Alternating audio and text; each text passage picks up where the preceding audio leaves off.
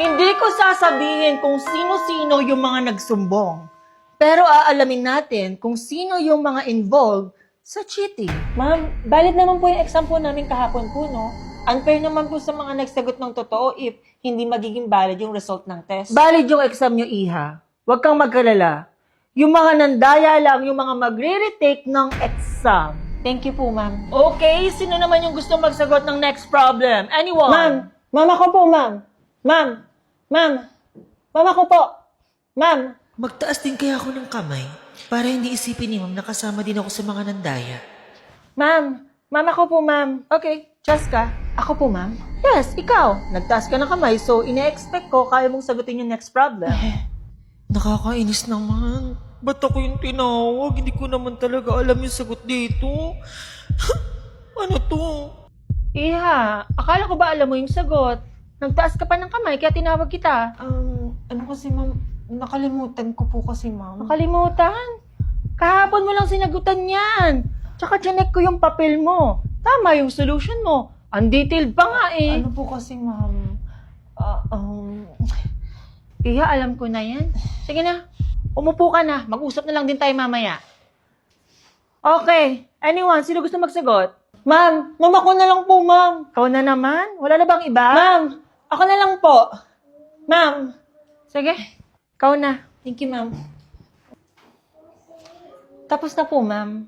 Okay, explain. Para sa mga nandaya kahapon, para maintindihan naman nila kung paano sagutan yung problem na yan. So, ito po yung solution ko for problem number 2. First is, kinuha ko po yung LCD. Yung LCD niya is 2x plus 3 times x minus 2, which is product po siya ng denominators. 2x plus 3 times x minus 2. Paano ko naman po nakuha yung part na to? Ganito lang po yun. Kagaya lang po siya ng kanina. Sa part na to, yung denominator ng 1 all over 2x plus 3 is 2x plus 3. And kailangan po natin maging 2x plus 3 times x minus 2. So, yung kulang na lang po natin sa denominator is x minus 2.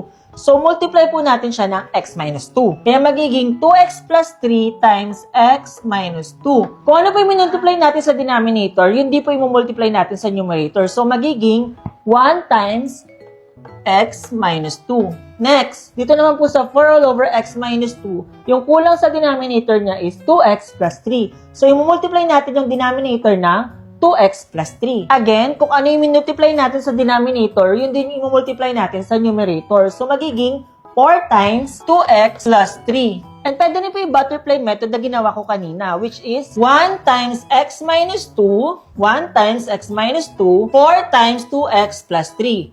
4 times 2x plus 3.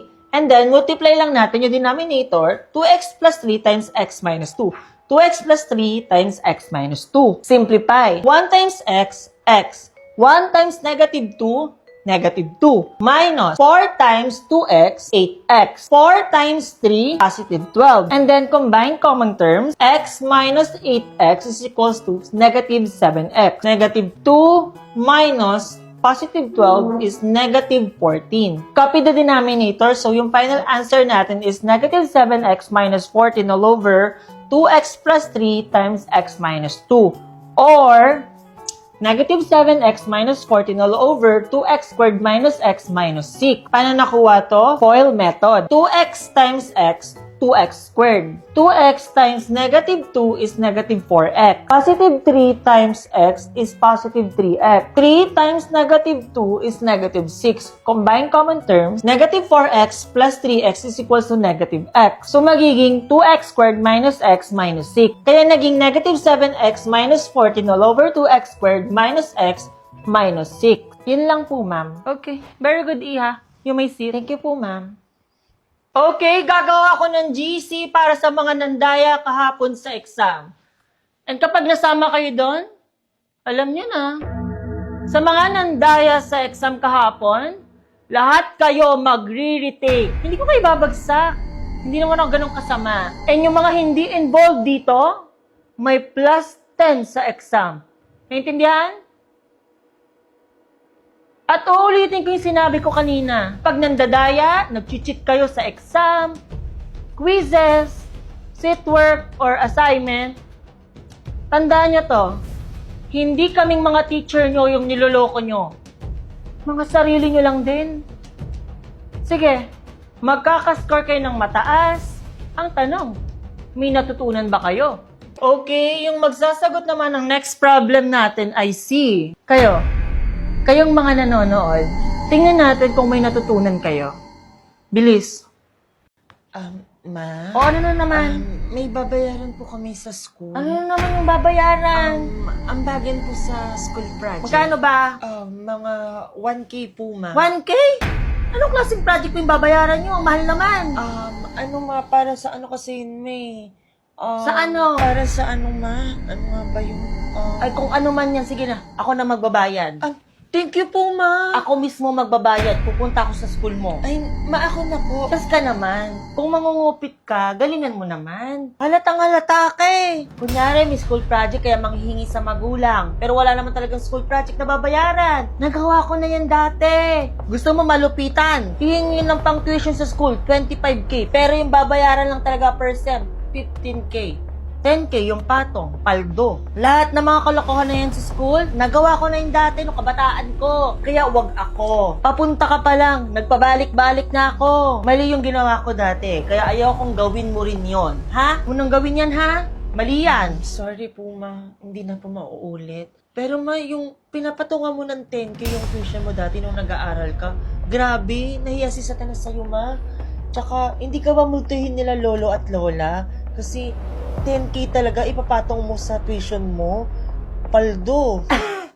Oo nga eh. Ma, pa, pasensya. Hindi na mauulit. Nandiyan na kayo eh. Ikaw? Sa langit ka. Congrats. Oh my gosh, thank you po. Ikaw sa impyerno ka? Di mo muna pinag-isipan impyerno agad? Based sa records mo, sa impyerno ka talaga mapupunta. Bakit? Anong ginawa ko? Number 1, mapanglait ka. Dati yun, hindi na ngayon. Keso, ngayon, or lagi, or paminsan-minsan, mapanglait ka. Number 2, pabigat ka sa thesis nyo. Sobrang pabigat mo. So, pag pabigat sa thesis, diretso impyerno yon. Okay? Number 3, nangihingi ka ng pambili ng project sa mama mo kahit wala kang project, tapos binibili mo ng skin sa ML. Wala nang consideration yun. Automatic impyerno ka talaga pag ganun. Number 4, eto mas malala. Nagpanggap kang patay, tapos nanghingi ka ng abuloy, tapos ginamit mo yung abuloy pambili ng cellphone. O, ayan. Patay ka na, diretso ka na talagang impyerno. Hindi ka na magpapanggap. Okay? Okay, next. Ma'am, Iha, ano to? Pambalot ng tinapa? Ang gusto naman ng mga papel mo. Oh? Punit-punit pa, oh. Kulang ka ng quizzes, tsaka ng seatwork. 2 quiz kulang mo. O, tapos isang seatwork. Nasaan yung iba? nawawala po, ma'am. Nawala.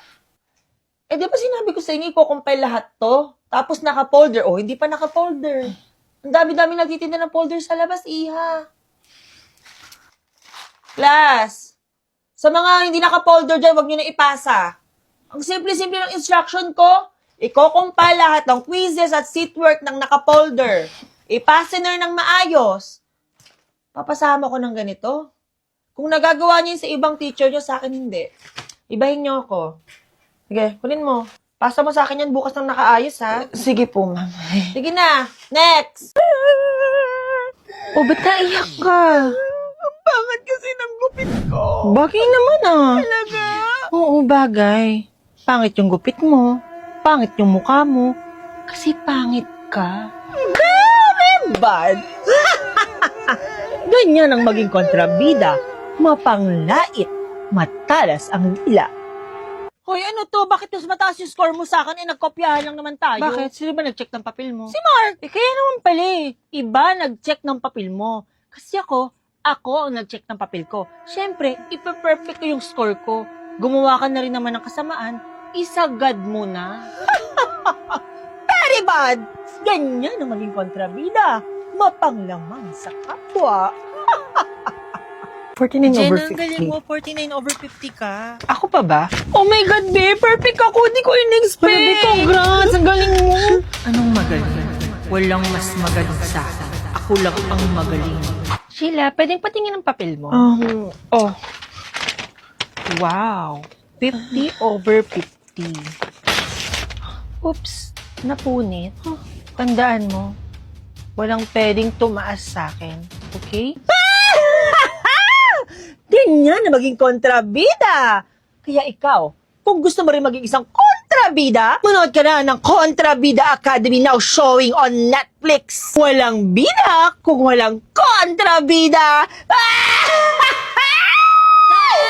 Okay, good take na po yun, ma'am. Okay.